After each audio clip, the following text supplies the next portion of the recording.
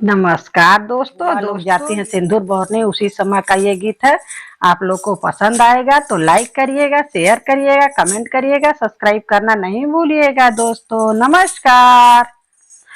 हाथवा में सिंदूर लिहले बुआ बाटी, उठावा बेटी सिंदूरा बहोरी जी, घुंघटा उठावा बेटी सिंदूरा बहोरी जी।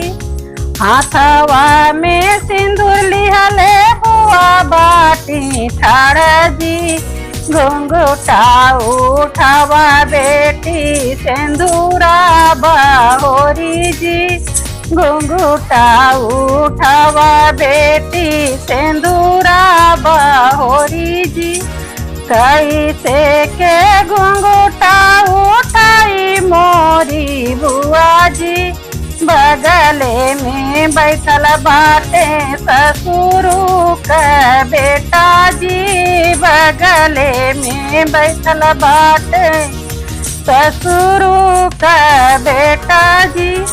हाथवा में सिंदूर लिहले बुआ बाटी ठाड़ जी, घुंघटा उठावा सिंदूरा बहोरी जी, घुंघटा उठावा बेटी